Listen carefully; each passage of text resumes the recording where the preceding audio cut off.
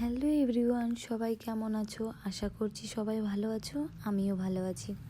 So আজকে আমরা যাচ্ছি মন্দিরে, মায়ের দর্শন করব। অনেক দিন ধরে ইচ্ছা, কিন্তু হয়ে উঠে পারছিল না।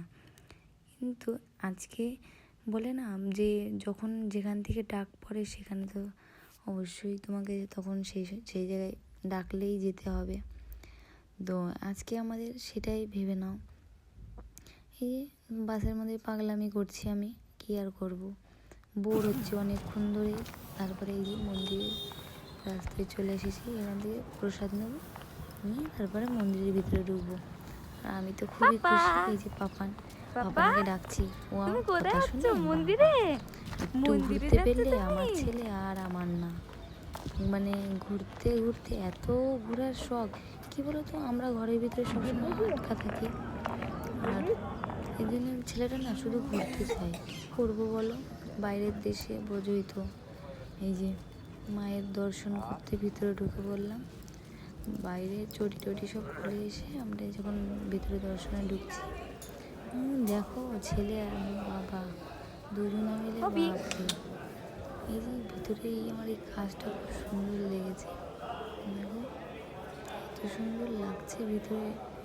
আর তোমাদেরকে তো মেন জিনিসটা দেখেনি, এই যে মেন জিনিস, সবাই প্রথম আমি তো বিশাল ভয় পাই। যখন ফার্স্ট টাইমে এই মন্দিরে এসেছিলাম, এটা তো আমার সেকেন্ড টাইম, কিন্তু ফার্স্ট টাইমে যখন দেখেছি, ও বাপরে, আমি যা ভয় পাচ্ছিলাম। হ্যাঁ, অ্যাকচুয়ালি এইবারও ভয় পেয়েছি, কিন্তু কী বলো তো, এইবার আগের বারের থেকে এইবারে বেশি ইঁদুর আছে আমি দেখলাম। এই মন্দিরের মাটা খুব জাগ্রত, তো জাগ্রত। আর এই মন্দিরে যে প্রসাদগুলো থাকে না, সেই প্রসাদের মধ্যে কিন্তু ইঁদুর ঘুরে বেড়ায়। সেই প্রসাদটাকে তোমাকে দেবে, কিন্তু তুমি না ঘৃণা করে খেতে হবে, না হলে বলে কি পাপ লাগে। তো কী আর বলবো, এখন যেখানকার সে যেরকম নিয়ম। আর একদিন একজনা মানে শুনেছিলাম যে এই মন্দিরে এসে সেই প্রসাদটা খায়নি, সেই প্রসাদটা না খেয়ে সে মানে রাত্রে মা তাকে নাকি ঘুমাতে দেয়নি। সে তারপরে পরের দিন সেই প্রসাদটা খেয়েছে, তারপরে সে একটু আরাম পেয়েছে, না তাকে ঘুমাতেই দিইনি।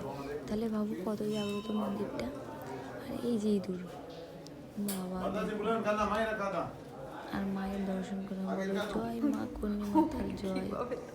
এই যে আমার পাপা, দেখো মনে হচ্ছে প্রথমবার ইঁদুর দেখছে। হ্যাঁ, ও তো হ্যাঁ, এটা কিন্তু প্রথমবারই ও দেখছে। আর ওর বাবা দেখো বলছে, বাবা দেখ কি এটা, এগুলো দেখ।